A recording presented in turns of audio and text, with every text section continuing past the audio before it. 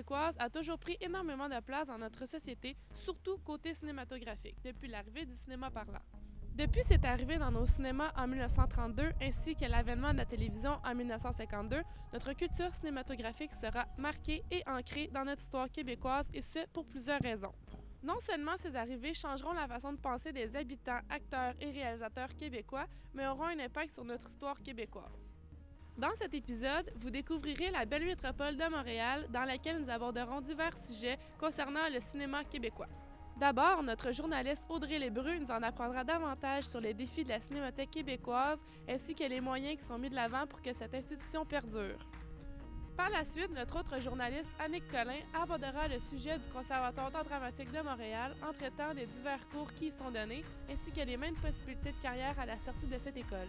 Finalement, notre reporter Camille Charon-Bigra couvrira le sujet de la web-télé québécoise et de ses impacts sur la télévision. La Cinémathèque québécoise est une institution montréalaise qui célébrera bientôt ses 50 ans d'existence. Depuis ses débuts, elle documente et sauvegarde tout ce qui a trait au patrimoine culturel, cinématographique et audiovisuel, autant québécois que international. Cependant, depuis quelques années, la Cinémathèque fait face à plusieurs problèmes financiers dus au sous-financement chronique ainsi qu'à la baisse de popularité de cet établissement.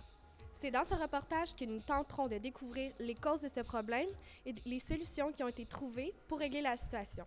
La Cinémathèque comprend 2 salles de projection où l'on projette plusieurs films de tous les genres.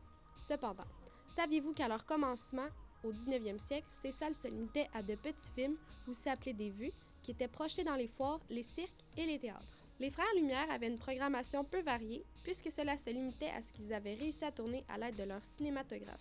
Cette programmation comportait entre autres des courts-métrages très célèbres comme L'arroseur arrosé et La sortie de l'usine Lumière à Lyon. Le premier défi qu'on a rencontré, c'est de se démarquer, que les gens comprennent bien ce que c'est que la Cinémathèque.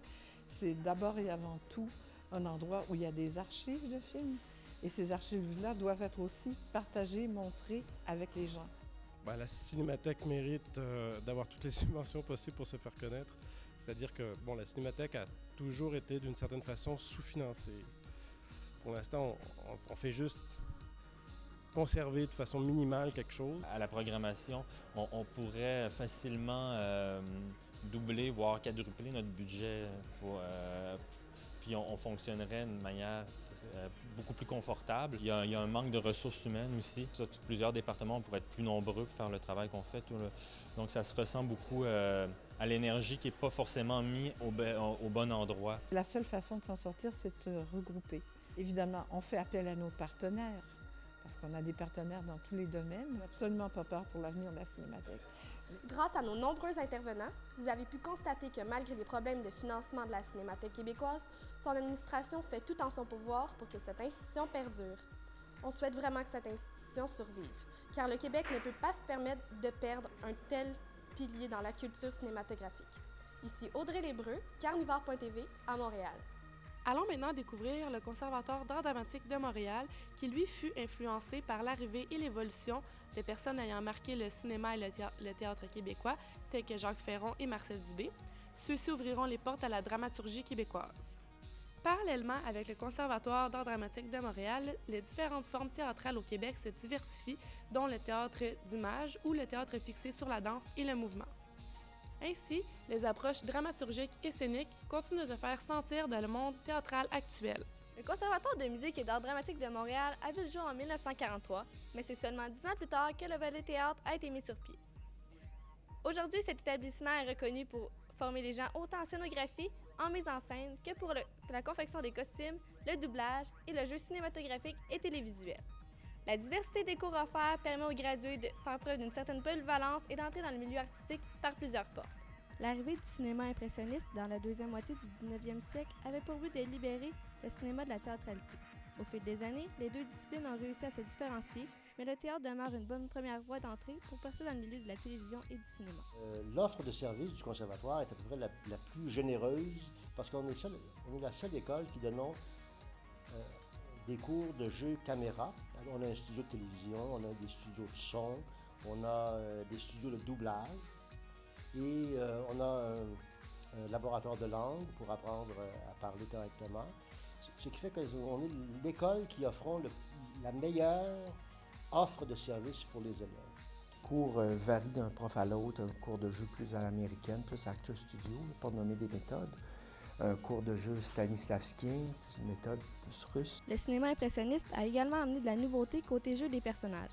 On a fait place à plus de drame intérieur et on a proposé un cinéma plus vrai et plus émotionnel.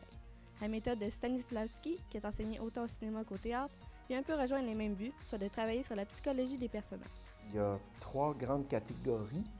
Il y a des cours plus pour, je dirais, l'entraînement de l'acteur. Il y a des cours de jeu. Puis il y a la 3e catégorie qui est comme des cours plus de culture. Beaucoup de cours où est-ce qu'on travaille beaucoup la voix, beaucoup la parole, beaucoup le texte. Fait qu'on tombe sur des textes qui sont écrits merveilleusement. Puis après ça, ça apprend le métier de comédien qui est le plus beau métier du monde. Je veux dire, il n'y a pas... C'est incroyable. Je sais pas de mots. Ici, en 3 ans, il va vivre l'équivalent de 10 ans d'expérience dans le métier. Comme on l'a vu, la diversité des cours et les techniques enseignées permettent aux élèves d'entreprendre une carrière artistique professionnelle dans plusieurs domaines. C'est entre autres ce qui fait la renommée de l'école et qui engendre à la fois le redoublement d'efforts que les étudiants doivent mettre afin d'être acceptés dans le programme grandement contingenté. En y mettant de l'énergie et du temps, toute personne peut avoir la chance d'entrer dans ce programme grandement enrichissant. C'était Annick Collin pour Carnivore.tv à Montréal. De nos jours, la web télé est de plus en plus populaire. De nombreuses chaînes télé diffusent leur contenu sans frais sur Internet. La web télé prend de l'expansion plus les années avancent et ça permet aux jeunes réalisateurs québécois de percer et d'acquérir de l'expérience. La technologie prenant énormément de place est la cause principale de cet impact. Quelles seront les répercussions futures pour cette plateforme mobile? La web télé est de plus en plus populaire au Québec. En effet, plusieurs chaînes de télévision détiennent désormais leur plateforme mobile. Des contenus inédits, des web-séries et des émissions sont disponibles pour les internautes. En conséquence, plus du quart des adultes québécois fait usage de la web télé. Cependant, la télévision est-elle affectée par ce progrès? Allons donc voir de plus près les répercussions de la web télé sur la télévision traditionnelle. La société québécoise a beaucoup évolué au sein des téléromans. D'abord, la fiction a montré la vie rurale plus traditionnelle. Ensuite, les bourgeois et les jeunes professionnels ont pris d'assaut nos écrans.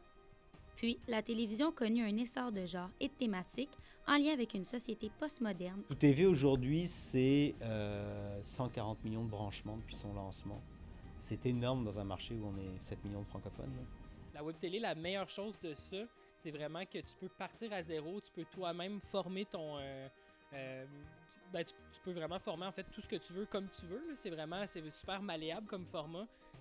La plus grande différence entre un producteur télé et un producteur web, c'est que le producteur web n'a pas d'argent. Ça, c'est le premier domino qui fait tomber un peu tout. Là. La job de réalisateur en web-série, je pense qu'il faut juste être plus débrouillard. Fait que c'est vraiment juste une école de faire avec les moyens du bord parce qu'il n'y a pas d'argent sur le web. Là.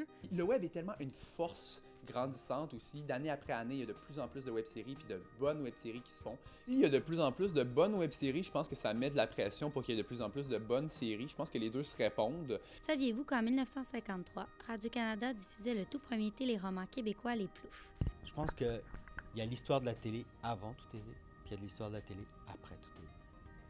Je pense qu'à un moment donné, la frontière va être très brouillée entre ce qui est web télé et ce qui est série télé. Parce que justement, tout va se retrouver sur Internet. Moi. Je suis à peu près convaincu que des plateformes comme Tout TV, pas nécessairement Tout TV, mais des plateformes comme celle-là, vont dans l'avenir devenir la première fenêtre de diffusion pour certaines productions.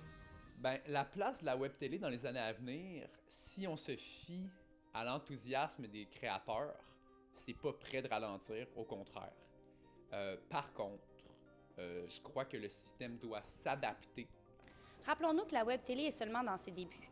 Il est évident que la web télé va grandement évoluer au cours des prochaines années. Cependant, la télévision risque d'être grandement affectée par cette nouvelle plateforme adaptée à la société d'aujourd'hui. Seul l'avenir nous dira si la web télé et la télévision traditionnelle pourront coexister. C'était Camille Charambigra pour Carnivore.tv à Montréal.